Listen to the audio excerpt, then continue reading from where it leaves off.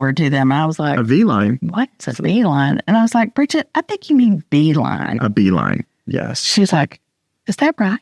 I was like, yes. Unless you So were then it was zigging like, and zagging. I am today years old when I realized it was a B. She probably her whole life said V-line. V-line. Isn't that hilarious? So does she wear V-neck sweaters? I don't know. It tickled me though. That would hide your décolletage a little better. She if it were a tickled bee. me no matter what conversation I'm having with her.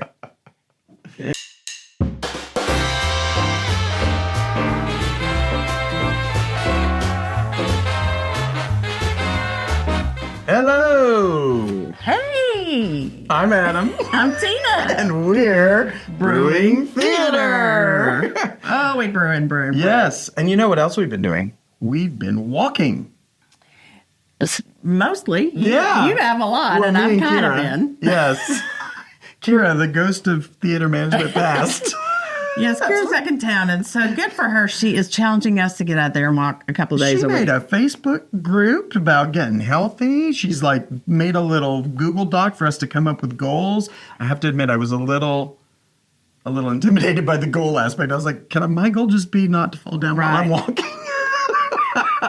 that should be your goal. Yes. Ernie said, you went walking? I was like, yes, I went walking with Adam and Kira because Yeah. I don't want to walk by myself. And he was like, why? And I was like, because I will trip and I'll fall. fall, and then I'll have to wait for some good Samaritan to come along and rescue I me. literally was walking in the door the other day and just tripped. I mean, I literally tripped on my own foot. You know, that makes an excellent segue into the topic of our theater that we're brewing up today, is theater mishaps. What happens when things go wrong in the world of live theater? Right, which is why I love the play that goes wrong that I hope to do at some Oh point. my gosh, it's so funny. I don't know when I've And the laughed people this who hard. produce that are so funny. And Noises Off is That's similar the to precursor. that. It's kind of the same idea. It's a play about when things go wrong in a play, and of course actors love that because what actor doesn't have their war story about something went seriously wrong during a show and how they survived it and fixed it? Right. It's all about fixing it. Right. And thank God, as we discussed in the last episode, that we have a fixer named Ashlyn. Ashlyn Lambert, who keeps me from AKA going. the fixer. Yeah, the fixer. We call her Smashlyn, stage manager. Yeah, because she got an email address that was like SM Ashlyn, but it says Smashlyn. So now she's Smashlyn. So Smashlyn will not let me go backstage and talk to actors because you're forbidden. I can't tell you how many times I've been talking to an actor and they're like, they hear they're cute. We were doing Death of a Salesman, and I was upstairs. We'd finished the school show, the 9 a.m. school show. Can you imagine doing Death of a Salesman at 9 a.m.? Anyway, so we had lunch, and you died once. We were in the 2:00 matinee, and I was standing up at the top of the stairs in the green room with Diane Teague, who played Willie's wife, and Mrs. Linda Lohman. And Mrs. of a Salesman. Yeah, Mrs. Near Death. But she hears her cue. Charles Prosser and Jeff Wilson are going to town on their scene. And all of a sudden she hears Jeff go, Linda! And we look at each other like, oh, shoot. Oh, yeah, we didn't say had that. To say, oh, shoot. And because we never cuss in the theater. Right. And so Diane just tears down the stairs, and you can hear the two of them, ad-libbing on stage until Diane, gets down the stairs. Because fun fact about the Bean Brown Theater, all our dressing rooms are on the second floor. That's right. And our stage is on the first floor. Right. So if you catch yourself caught in the dressing room or the green room upstairs and you hear that cue, you're going to be running, and the audience is probably going to hear you running down the stairs. So as an attuned audience member, keep your ears up, because if you hear bum, bum, bum, bum, bum, bum, bum, bum, accompanied by some colorful language, that probably means an actor has missed their cue. So we were doing Dracula, which is the first show I directed in here. Yes. And no one dies in that either. Daryl Harris was an amazing costumer, amazing actor, amazing artist. And Daryl was playing my Dracula.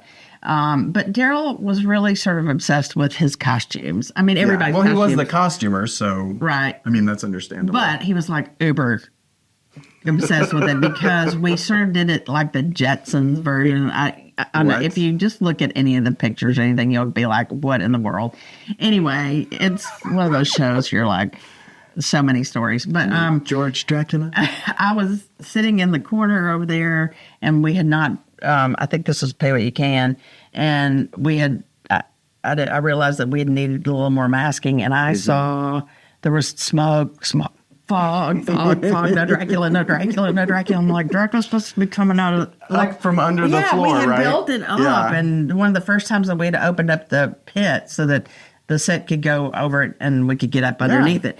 And so fog, smoke, no Dracula, no Dracula. And everybody's trying not to act like they're, waiting for him to come on stage. Right. And I hear this boom, boom, boom, boom, boom, boom, boom, boom. And I see him coming down the stairs, and then he just comes through the door, the double door, as opposed to coming, because there was no way he had time to get up underneath there. And so the genuine reaction of all the actors on stage, and his line was just "Good evening," and then that was the end of it.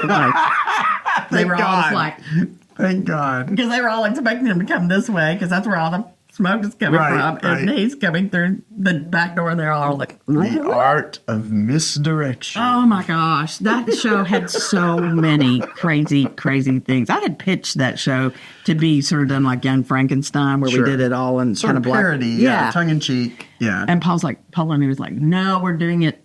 We're going to do it serious." Okay. So we also had a little part of the stage. Then you cast Daryl as Dracula, and Drew in the male role. I mean, it was crazy. But so we had this thing where when Dracula, they've got Dracula down and they're gonna kill him with the spike or whatever. So we made Daryl literally hold a cabbage. Oh, he held a cabbage. Cool. And so when the line was, "Drive it in." Wait. What's the rest of the line? "Drive it in deep." And so I think it was either Ray, Taylor, or Charles, and they literally they put. This is gonna be our first episode with a content warning. Oh my gosh! And so they did it, and they put it into the cabbage, because the cabbage sounds like you're putting it through a person, through a skull. Yeah. And oh my gosh, just knowing what was going on up there. I mean, and then trying to keep a straight face when they said "drive it in deep," and then at one point Charles said he had a drop of blood like a wet whoopee. A wet whoopee on his lips. Yeah, and he didn't mean to do that. I mean, that's a Madeline Kahn thing, but he didn't mean to do it. Wet whoopee. So, there were so many things in Dracula. I can't even tell you. It was my first show. Maybe I should have retired at that point. This was the nailed it of theater. Yeah. Nailed it.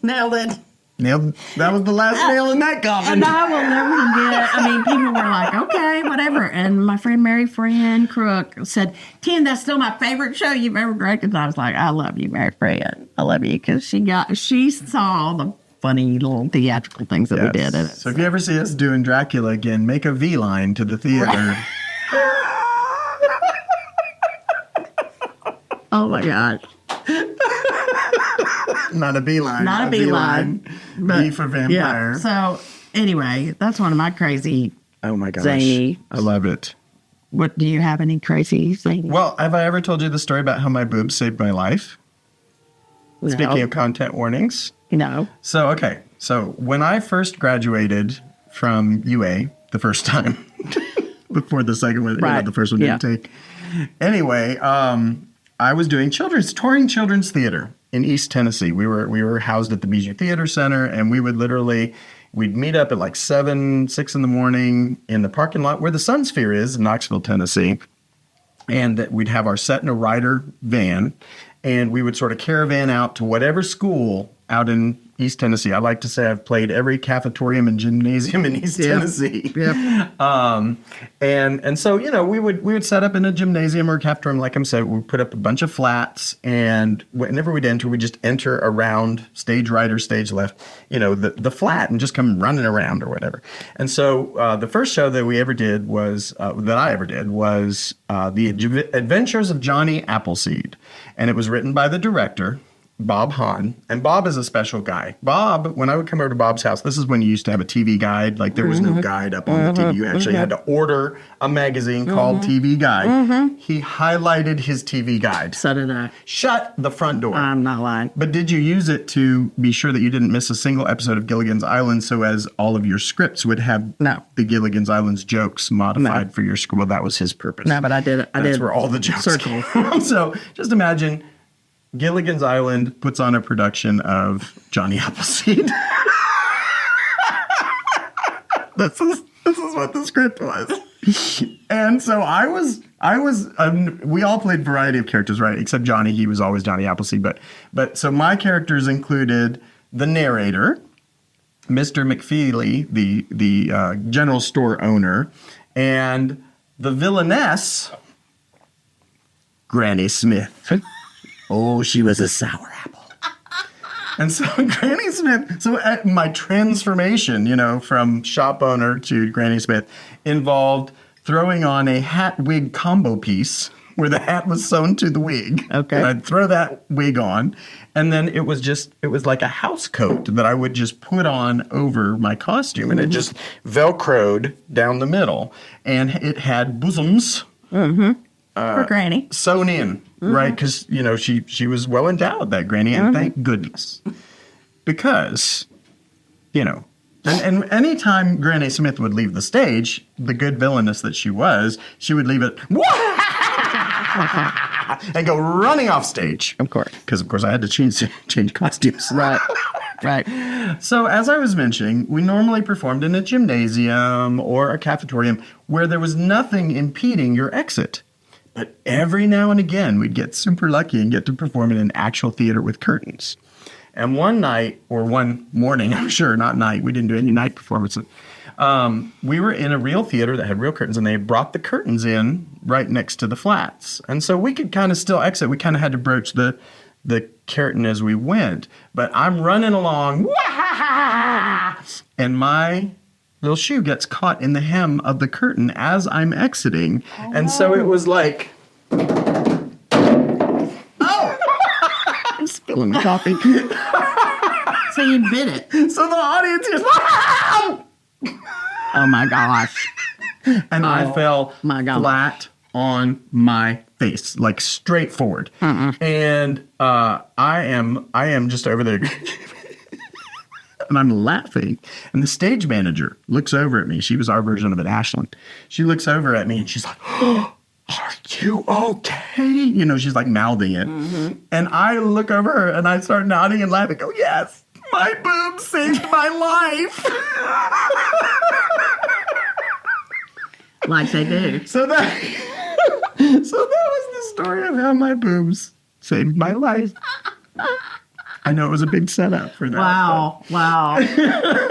Yeah, most of my craziness is usually me acting as opposed to me directing. Yeah. But I think it's because I have good stage managers who shield me from the crazy things that are going on. The offstage drama. When I was directing Noises Off, there's so many pratfalls and yes. It's much harder to direct an accident than to direct something that's supposed to happen. Let me tell you something. Give me a tragedy any day of the week. It's so much easier than comedy. It's I do so try to much. Give many tragedies. Yes. Oh my gosh. I mean, there was a bit in Noises Off where there was like a guy running across the stage and the stage manager grab an axe midair. Right. Yes, right. I remember this. And the axe gets handed off. It took us 3 days to choreograph that, and then we would get tickled. You cannot break. No, because if you the humor is in the seriousness of it, right? Because all those actors have to be 100% committed to the craziness that's happening backstage. It's hard not to laugh at your partner, right? It really is hard not to get tickled in the middle of all that. But that took like 3 days, and it's maybe a 30-second bit on stage, right? With no lines, right? None. It was the back. All choreography. Yeah. It's just not dancing choreography. Yeah. It's acting choreography. Yeah.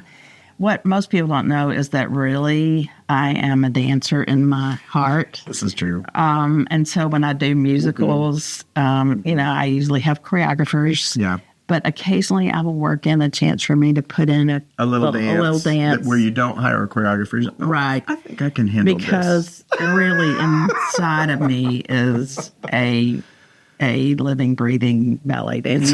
No. What is really inside of you is a baton twirling. Yes. Batoness? What are you? Majorette.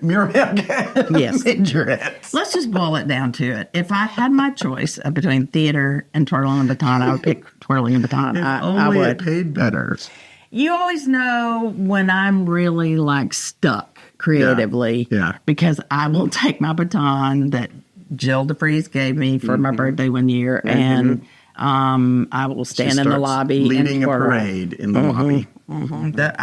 If I need to calm down, or if I need, to just like break the tension of my creative block, then I go twirl. Although right now, and I juggle. That's right, you do. I have balls in my office that I pick up and juggle, and I'm terrible at juggling. I can't juggle. I can't juggle. Kevin, I'm coming. Steven Tyler Davis, I love him because I let him borrow my baton for when he did Music Man this past summer, and I don't have it back yet. You used to love him. Yeah. You better bring that baton back, boy. You better bring it back, Steven. This is serious. Because our entire artistic process is now gummed up. That's right. She has no way to unclog the artistic drain. Look, if you want to get cast, let me just tell you something. If you want to get cast in a show, in our artistic drain. If you want to get cast in any show I direct, come and twirl the baton at auditions. Even if there's not twirling, even if we're doing Death of a Salesman. Hashtag Anastasia auditions. Twirl, because I will be so impressed that I will cast you no matter what. I'm going to remember this, and when I walk into Anastasia auditions twirling, you're going to just die. That's right. You're going to die. You will get them. You'll also be really surprised because at this moment, I don't know how to twirl a baton. If you twirl a baton and bring me some cake, yes, you'll get cast. Yes. Okay, I do have one more goof-up story. Okay. Getting stuck with a problem. And it actually is also from Johnny Appleseed. We did 50 performances of that show. 50 elementary schools, middle schools, throughout East Tennessee. That's when your technique kicks in, not your talent. Yes. There was a moment. Well, there's two things. There was one moment where I was mid-show and I sort of woke up because I was literally in it had become muscle memory. Every part of it had become muscle memory. And so I was letting that occur. And my mind had gone off to like, I need to go to the grocery store. I think we need some eggs. And somebody said a line and I went, wait, where are we in the show? Like I had no idea. And I had gotten there clearly, but on muscle memory.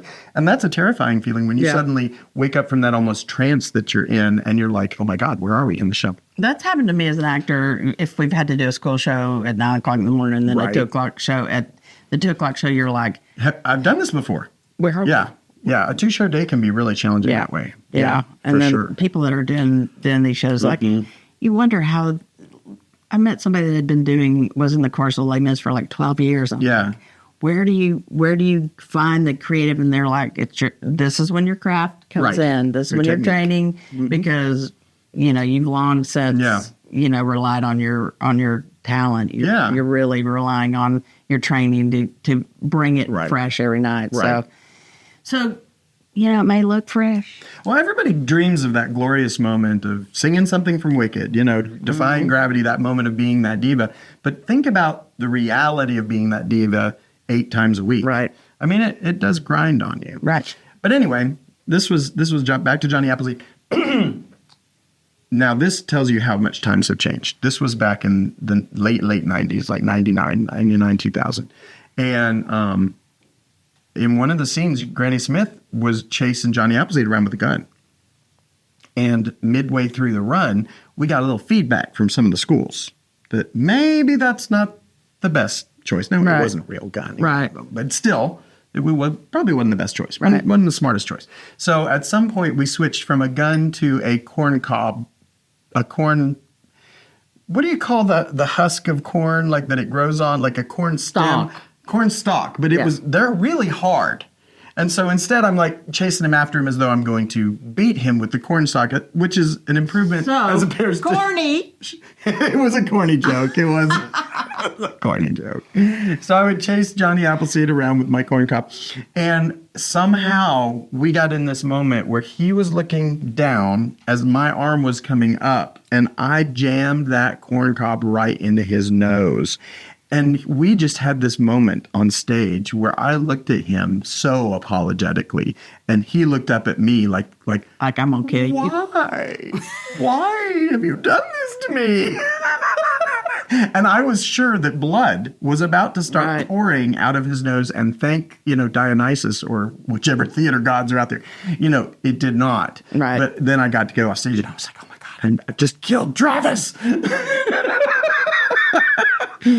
He survived, fortunately. Yeah. But that was one of those moments where it took us completely out of the moment because that unexpected thing happened with the corn star. That's why safety is so important. And that's why we choreograph all this stuff. And even though y'all probably did, you rehearsed it a million times. Yeah. There's still, things can happen. And so in the theater. Well, and it was a change that we had not really rehearsed that. Right. We just had to change it mid-run. Right. And so that's another thing where we probably should have included some rehearsals, but at that time we were just going by the seat of our pants. We can make that change. People don't realize, but before the audience gets here, we have fight calls, we have fall calls, mic checks. We have a lot of stuff that we just make sure that the stuff that might be dangerous or all the whatever. things that could go wrong, we do everything we can to circumvent that from occurring.